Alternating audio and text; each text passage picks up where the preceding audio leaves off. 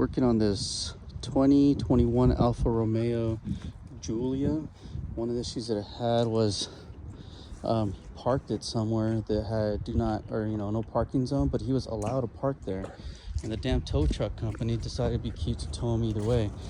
And they did not disengage the parking brake. So we've tried everything. We spent about 2 hours trying to get the damn parking brake to disengage. You're supposed to be able to put this in a park maintenance mode by selecting that center lever there, circle dial, and then put it in park service mode on that screen over there.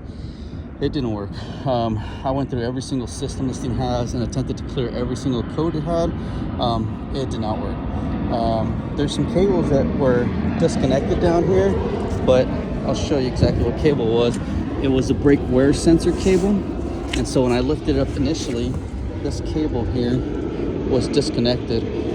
Popped it back in, went back inside, and tried to get it going. One issue that a lot of people have with these motors, like Chevys, the trucks, if you disconnect it, it does all sorts of stuff. I haven't dealt with that yet, and I would think that my computer would reset that, but I don't really know yet. And so I've already did what I'm about to do on that other tire, and so that tire is now free. It was interesting to see what ended up happening.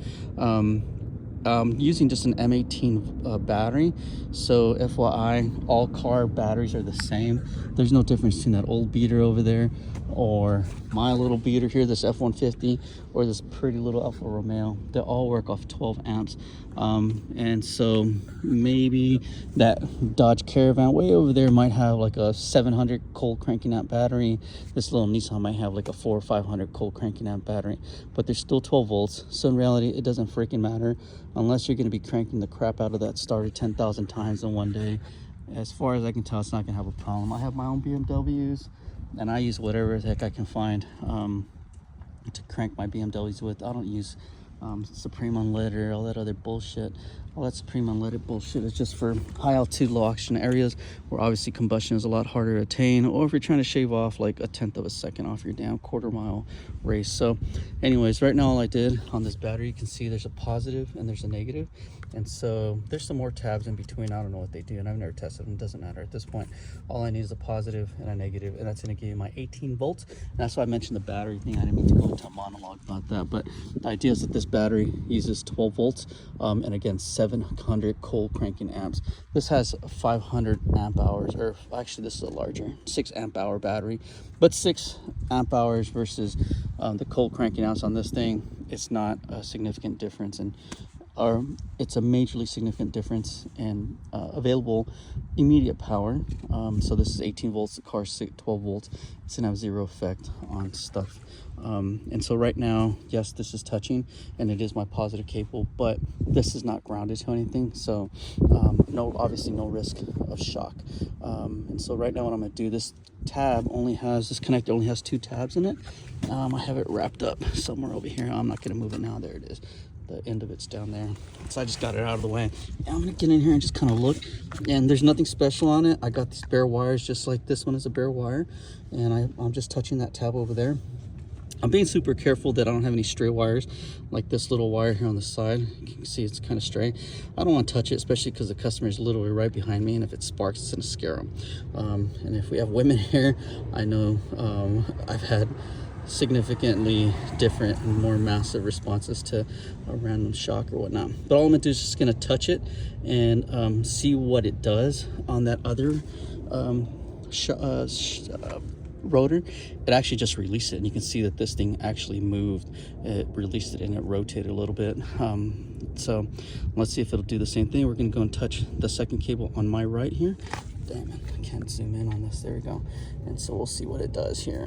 The cable's very thick. It's like a 10 gauge cable, so it's kind of hard to maneuver, but let's go ahead and bend it. There we go. So let's see what it does. There we go. So that's all I did, and that may be that it's a little too tight. Let's go a little bit more. Okay, so that click may be that we're going backwards. So this thing is not loose yet. I'm trying to turn it. It's not loose, so it might be. I don't like to move these things around too much just so I don't shock anything, but look, I just squeezed it over here. Oh, and look at that, it wedged itself into that outlet there. There we go. The zoom on this thing sucks. I need to get a new camera on this phone. But now I'm going to get my positive cable. It doesn't really matter. As you can see, I didn't really mention positive or negative initially. I just told you if there's a positive and negative.